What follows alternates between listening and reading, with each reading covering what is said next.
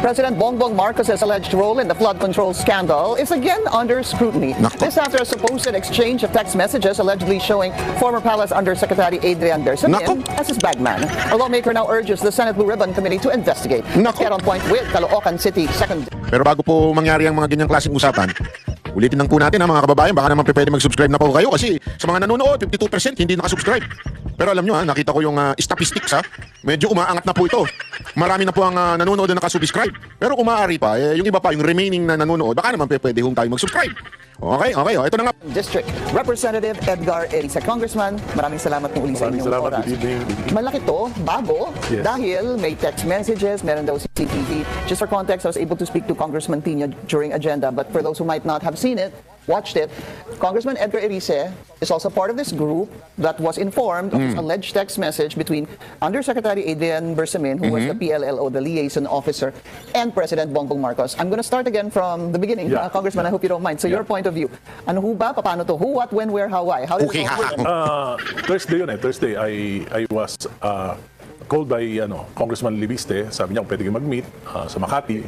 Tapos pinakita niya sa akin yung text messages allegedly between the President and Yusek Bersamin. Then, sabi ko sa kanya, meron ka bang sabi niya, nakuha niya raw yun because Adrian, nung binanggit yung pangalan nila ni E.S. Bersamin at ni Adrian, ni Lucas Bersamin and Adrian Bersamin. Ni Senator Lacson na may kinalaman dun sa flood control mess na binigyan sila ng 8 billion ni Yusek Bernardo. Tapos tinanggal nga si E.S. Bersamin sa kanyang pwesto. Nag-alala sila na magiging poll guide sila. Sila meaning the ES and Undersecretary Adrian? Sabi ni, yun ang sabi niya, magiging fall guy sila. Pero particularly, si Adrian ay nagpunta sa bahay ni Congressman Libiste sa Taal together with some lawyers. No, sorry, sir. So, he showed you the video of the supposed text. Hindi pa. Yeah, sabi niyo po Thursday you met him. Yeah, yung video hindi pa pinakita noon. Ang sabi lang po niya sa inyo na may text exchange. Yes, tapos pinakita niya talaga. Oh, so he already showed you the text messages that Thursday. Okay. That Thursday. Sabi niya nga na naiwan sa kanya yung mga files na yon nung ginawa yung affidavit. Pero wala sa kanya yung affidavit. Yun ang sabi niya. So sabi ko, meron ka bang CCTV footages nung nangyari? Siyempre, bahay mo naman siguro may CCTV. Sabi niya meron. Kayong dalawa lang po ito? Kami lang dalawa. Pagkatapos nung tinawagan uli ako ni Tapusin po natin yung kwento. Sabi mo, meron ba kayong CCTV? And sabi then, niya, yes. Okay, Sabi positive. ko, kailangan ipakita mo sa akin yun. Okay. Sabi niya, okay. So, kinabukasan ng umaga, involved na si Friday na to. Friday, Congressman Tino, diyan naman sa Ortigas, nakita kami, pinakita niya na yung CCTV, pinakita niya uli yung messages, in-explain niya yung mga nangyari. Pero tatlo lang po kayo. Ano na kami noon? 4. Who's the other one? Yung isa kasama ni Congressman Levis. Tino. Tino, okay. So, Reneco. Oh, yes. Okay. So, it was you, Congressman Erice, Ko, Tino, and Leviste. Yeah. Okay. Friday na po ito. Friday. Alright. Pagkatapos, di ipinakita, sabi niya, gusto niya kaming tulungan para ika nga hindi ma-dismiss yung impeachment complaint. And this was, nasa na po kayo? Parating na po yung usapin sa substance, ho ba? Yeah, sa substance. Okay, so tapos na po yung inform, aprobado na. So, actually, tapos na sa substance. Kaya lang, meron pang may committee deliberation pa. May vote na yung initial vote ng committee. Tapos magkakaroon pa ng plenary. Right. So, sabi namin, i-present namin niya kung gagawa ng affidavit. Sabi, affidavit. So, okay, gagawa daw siya ng affidavit. Congressman Leviste. So, nakita uli kami, sabi ko, I'll have to consult also my party mates. So, kinabukasan, marami na kami. Ng mga congressman, marami na kami. So, pinakita niya uli. Tapos sabi niya, Sunday. Saan po yan? Yung marami na kayo? Una Makati, Ortigas? Dito na sa Rockwell. Rockwell na. Medyo very public na, okay. Rockwell na. Pero may naman, enclosed naman yung lugar. So, sabi niya, gagawin niya na yung affidavit ng Sunday. So sabi ko, di mag-meet tayo ulit na Sunday. Sabi ko, pupunta ako sa... Parang pinaasya to ng pinaasya, no? Tungkol doon sa text message to kailangan may affidavit din lahat pati yung lahat ng ebidensya. Asa naman ka. No, sa Manila Memorial kasi pupunta ako kay Pinoy kasi birthday niya noon, February 8. Pagkatapos makikikain ako dun sa Aquino family sa East Ocean. Okay. Sabi ko, magre-reserve ako ng isang po room doon. yan? Sa Rojas Boulevard, ang Tapagal Avenue. Sabi ko, magre-reserve ako sa room, punta kayo doon. So pagdating ko doon, ang sabi, parang atras na. Si Ayaw na. Congressman Levise. Kasi ayaw daw nung nila Adrian, ayaw na, natatakot na. But who went to meet you that Sunday? Si Congressman Libiste. Only? Yes. And you were with? 4 na lang kaming congressman. Okay. And for you, at that point, importante na yun kasi hinihintay mo yung affidavit. Okay. So hindi niya binigay. So, pero nag-effort pa rin si Congressman Tino during the plenary deliberation. Sinabi niya, tinonfirm ko naman. But before we go to that, Congressman, ano ho ang inyong naging pakiramdam after all those meetings and then that Sunday, Congressman Leviste said no more because supposed to be Adrian also said Tinanong no. ko siya, ano ba ang talagang motibo mo? Are you trying to leverage with the government? You're using us? Sabi ko sa kanya. Sabi niya, hindi. I'm just trying to protect the Versa means. Kasi baka kung ipilit ko na ayaw nila, hindi sila lumabas. Sabi nila, there must be a proper time na lalabas sila. Kasi at one time daw, nagpunta si Leon sa isang bishop, Nako. archbishop. Nako. Present niya ito, ang parang indifferent yung The Archbishop. archbishop. Really? So Supot pala tong archbishop na to. Bayot ka? Hindi, supot pala eh. Di ba? Wala pala eh. Ang dami mong sinasabi-sabi ngayon, wala naman pala. Bakit bigla kang urong? Bakit parang takot ka? Naku po, patay tayo dyan. Anyway, wala tayong magagawa. Walang pilitan yan eh. Pero ito, malinaw na meron talagang text messaging si BBM at saka si Yusek Bersamin. Ito nga yung 8 billion di umano, allegedly, di ba? Ngayon, medyo umuurong din itong si Libiste. Ayaw nang ng affidavit. Tapos, kasi siguro dahil nagkaroon ng frustration, dahil humihingi siya ng suporta sa civil society, walang mga bayag. Hindi ko alam kung walang mga bayag o baka naman din iniisip kagad nila, nako, ayaw namin yan kasi Duterte yan. Alam mo naman yung mga hindot na yan, hindi naman talaga sila para sa bayan. Sorry pasensya na kayo kayo mga civil packing society, hindi naman talaga kayo para sa bayan Para kayo sa mga liberal. Hindi naman kayo, hindi nyo concern, para bagang ganito sige, basta nakawan at babanatan natin yan. Korupsyon, babanatan natin yan. Pero kailangan kami makinabang. Kung hindi kami makikinabang, tatahimik na lang kami. Anong tawag mo dun? Is that a truly anti-corruption advocates? O anti-Duterte advocates? Di ba? Yun nangyari, kaya parang kinakabahan. Parang ang iniisip nila, very powerful yung involved ng mga tao, tapos wala silang suporta ng taong bayan, ng civil society. Hindi totoo yan. May support, alam mo, Libiste, may suporta ka ng taong bayan. Wala kang suporta ng mga pingtae, mga yellows. Wala kang suporta, syempre. Alam mo naman sila, ang concern nila, sila mabalik. Kasi alam mo, ang plano nila sa 2028, hindi naman po talaga para sa bayan, mapalitan, maayos ang bansa. Mamaya, papakita ko sa inyo, kinonfirm mismo nung isang hindot na pinklawan. Pero ito, talagang concern nila, mapunta sa kanila yung kapangyarihan. Ibig sabihin, yung mabalik yung gobyerno sa power nila, not really for kaayusan. Di ba? But did you believe him? Did you believe Congressman Leviste? Yung Did you believe? narration of facts, okay sa akin. Narration of facts, including kasi hindi, yung nakita ko yung mga text message. exchange, very detailed. Pagkatapos nakalagay doon kung magkano yung mga binibigay. Actually, tinanong ko si Congressman Chanco, totoo ba na binayaran mo si Andrew E. ng ganito? Nako. Yes, sabi niya. Dahil nandoon yung mga expenses. Tapos I'll go first to the text messages later. Sorry, sir, because I don't want to lose my train of thought here. So you believe it because there were very specific messages. Andrew E. Share naman ng blessing dyan. Hindi, alam mo, kaya nga, eto meron ako mga nababasa. Actually, magkaiba yung tingnan nyo dito nyo makikita na independent thinker kami mga banateros. Iba yung banat ni Sir Jack at iba yung banat ni Boss Dada patungkol kay Andrew E. Alam mo, si Boss Dada, syempre, coming from a vlogger, coming from a political person. Hindi kasi sa entertainer di ba? Kami ni Sir Jack, entertainer kami. So alam namin na yung puso ng tao, wala naman silang pakialam. Alam mo, kaya nga, ito ang pinagkaiba Ang Mocha Girls noon, nung panahon ni Pangulong Duterte, walang bayad. Talagang, hindi ko inaangat ang grupo ko pero nung panahon ni Pangulong Duterte, kahit halongkatin ninyo ang funding ng Duterte campaign, hindi ko kami binayaran nun. Honestly, hindi po kami binayaran. Binayaran lang yung hotel namin at syempre yung transportation namin. Yan naman ang totoo. At hindi nga si Pangulong Duterte. Sa totoo lang, yan po ay effort po ng kanyang kapatid. So, every time na pumupunta kami, basta i-check-in lang kami, tapos sagot nila pamasahe, pero wala ho yung kahit anong pera na involved. Kasi nga, walang pera si Pangulong Duterte noon. And I don't care. Kasi nga, sabi ko nga, nakakita ako ng isang kakaibang presidente, kakaibang kandidato. So sabi ko, tara, talunin na natin to. Kasi ako noon, kahit po ako isang manager lang, political na po ako nun sa puso ko. Kasi nga, sabi ko nga sa inyo, di ba, ang background ko noon, araw-araw, hinatid kami ng tatay ko, nakikinig ng news yan eh. So talagang, ewan ko, maybe subconscious, talagang pumasok na sa akin yung love for the country. At nung nakita ko si Pangulong Duterte nung kumakandidato pa lang, sabi ko, susuportahan ko to para maayos-ayos naman ang bayan namin. Alam mo kasi, pag ikaw entertainer ka, lahat na nakikita mo.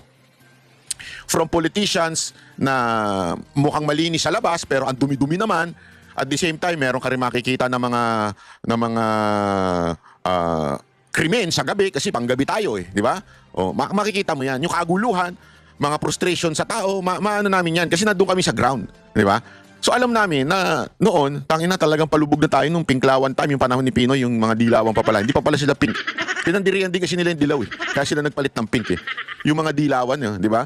So, nung nakita namin yun, kaya kami sumuporta kay Pangulong Duterte ng libre. Ngayon, malamang sa malamang, hindi ko sure malamang sa malamang, may mga pumupunta doon na may talent fee. I do not know. Okay? But as far as I know, kami nila Jimmy Bondok, kami nung mga kakilala, yung mga nakita yung mga entertainer doon, wala talagang bayad. Pero yung siguro yung mga local band, malamang may bayad yun. And I cannot blame them. It's their job. That's why I cannot blame Andrew E.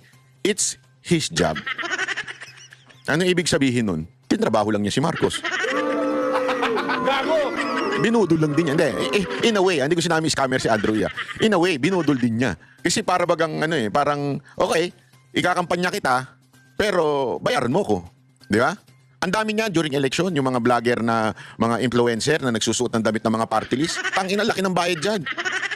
Oo, ang laki ng bayad. Meron niya ako kilala mga ano sila, mga talent sila na pinasusuot lang sila ng damit. Tapos babayaran na kagad sila, mga influencer. Sa loob-loob ko, okay, ako, I respect that because trabaho nila yan. I respect si Andrew E. pero trabaho nila yan. Okay? Pero, hindi ako naniniwala sa ganyang klaseng artist. Para sa akin, napakababaw niyan. Para sa akin, napakababaw na ikaw ay tatanggap ng pera tapos ikakampanya mo. Walang problema kung may event ka, pupunta yung mayor pero hindi mo kinampanya. Kahit kami, ito honest to minsan kami, di ba, may mga show kami pupuntahan, piyesta, pero alam ko na ito'y kampanya. Alam ko yan. Pero malinaw doon sa aking kontrata. Nandun lang kami to entertain. We will not say vote for this mayor or we will not even mention the name of the mayor or the congressman. Pupunta lang kami to perform. That's it. Clear sa akin yan. Kasi bakit ko ipopromote ang taong hindi ko naman kilala, porket binayaran lang ako, ipopromote na ng grupo ko, hindi ako papayag sa ganun. Kayo na lang. Kayo na lang, Sir Andrew E. Hindi, sa prinsipyo ko, no yun. Okay? Sa grupo ko, no yun. Ngayon, kung kami man pumunta at binanggit namin ang pangalan ng tao na yun, katulad nung kay Yorme. Nagpunta mo, Huggers, nag-perform kami nung kay Yorme noong 2022 because we believe Yorme. We believe on him. Nakita namin, may mga taga Maynila akong membro. So alam talaga nila, ako taga Maynila, alam ko talaga na mayroong pagbabagong ginawa si Yorme noon. At mabilis siyang nagawa yon sa Maynila. Kaya namin ikinampan niya. Pero dito kay Andrew E., tinrabaho lang niya. Sana naman next time, siguraduhin mo yung karakas ng ikakampanya mo. Pero actually kasi meron akong chismis tungkol dyan Chismis to, ayoko na lang sabihin ko sino nagsabi. Pero sure ako dito.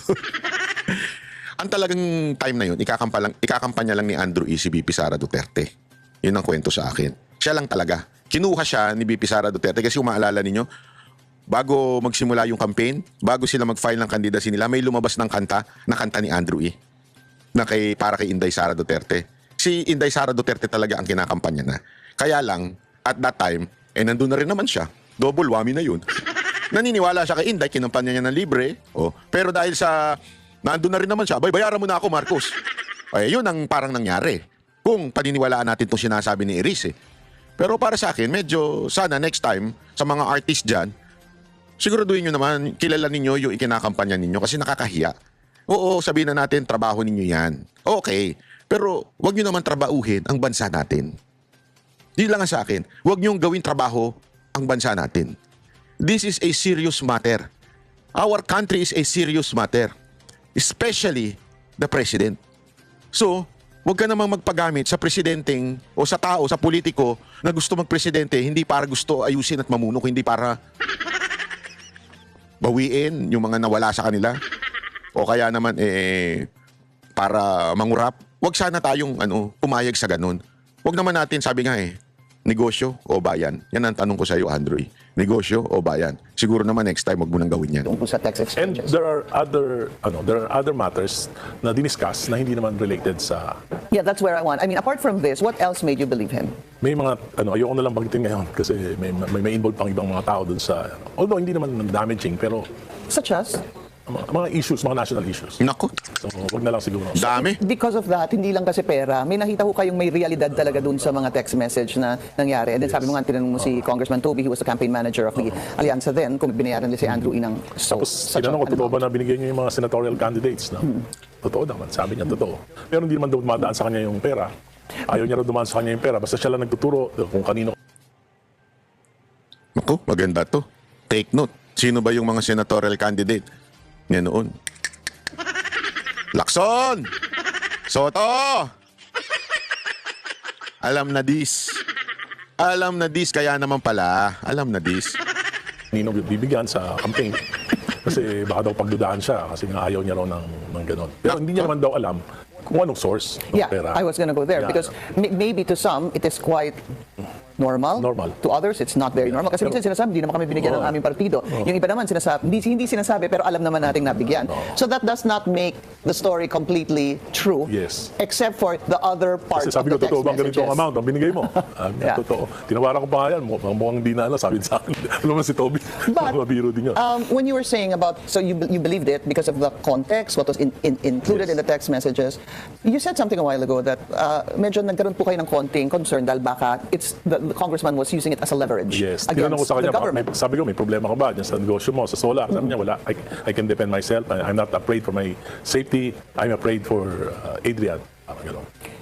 Okay. So, because I'm sure medyo naging concern din Ang yun sinabi ko dahil... pa, hanggang ngayon nagte-text kami, sabi ko, alam mo, lahat naman ng bagay sa mundo may risk, sabi ko. I think, sabi niya kasi, sabi ko sa kanya, it's the duty and responsibility of Adrian to come out and speak the truth. Bata Alam mo, Adrian, makinig ka sa akin ha. Sana dumating tong video na to sa mundo na to. Anong gusto mong maiwan na legacy sa mga anak mo? Sige nga. Anong gusto mong maiwan sa anak mo? Yung tatay ko, pinagbintangan siya nun. Di ba? So, merong doubt. Sabi ko sa'yo, even if hindi mo yan itanong o sabihin ng mga anak mo, may doubt sa utak nila na yung tatay namin involved sa ganito. And sabi nga nila the greatest way to destroy your children is to be hypocrite.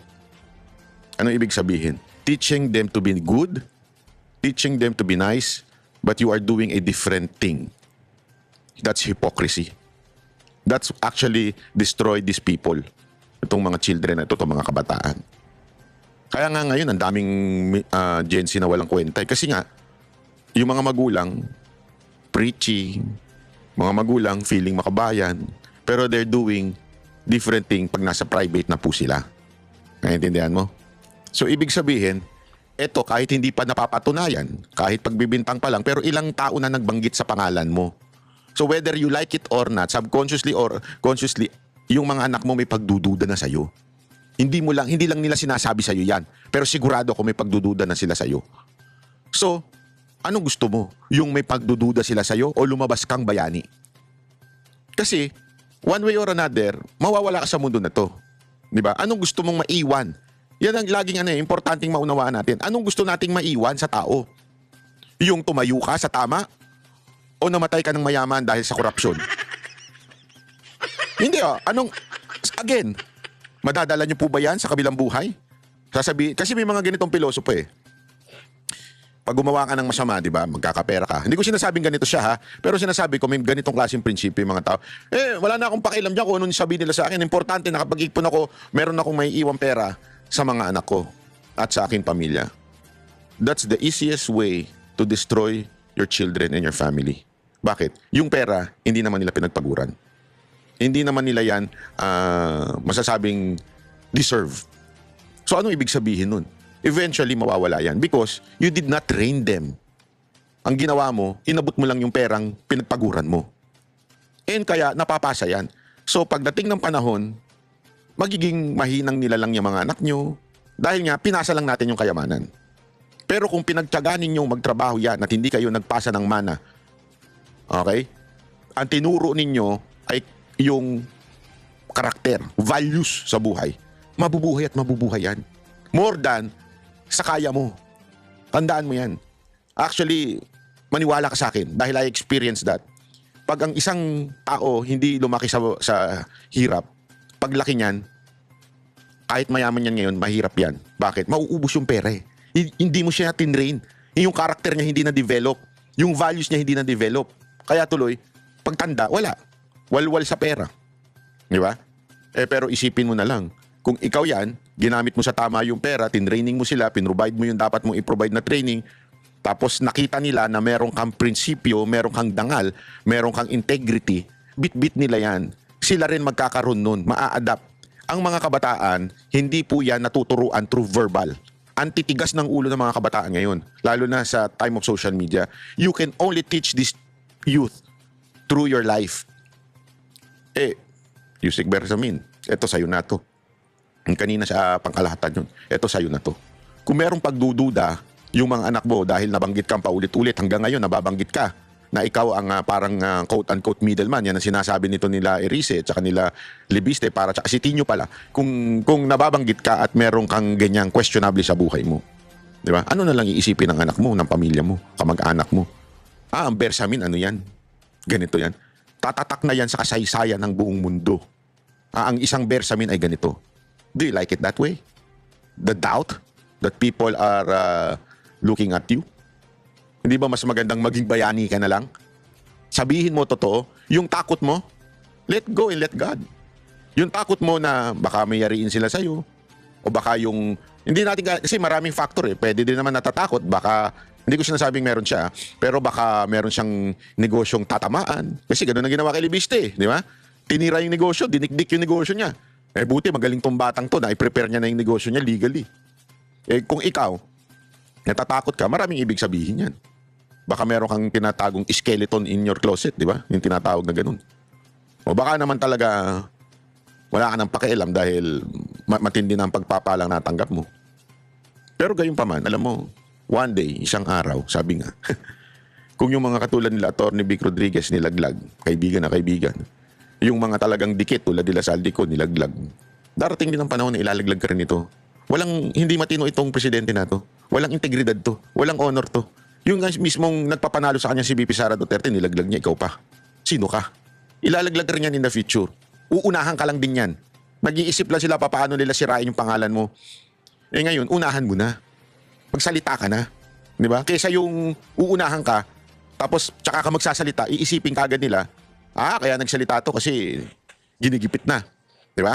Katulad ni Saldico. Tingnan mo yung nangyari kay Saldico. Dinikdik na muna siya. Ganun ang ginawa. Kesa siya nagsalita. Ilang beses ko din siya sinabihan through this video na magsalita ka na, unahan mo na. Unahan mo na. Matuto ka sa nangyari. Ngayon, sinong mukhang parang bitter ang dating? Si Saldico. Kasi kinasuhan mo na siya, inaano mo na siya, siniraan mo na siya sa mata ng publiko bago siya nagsalita. O ano na nang tawag mo doon. So, wala na naniniwala tuloy sa kanya. 'Di ba? Yung tulad nung sinasabi niyang wala siyang natanggap. 'Di ba? Walang naniniwala kasi nga naunahan na siya. Ikaw gusto mo magpauna? Sa tingin mo poprotektahan ka? Tingnan mo nga yung ginawa kay Saldico, sabi poprotektahan siya pero pinahunting siya. Matuto ka.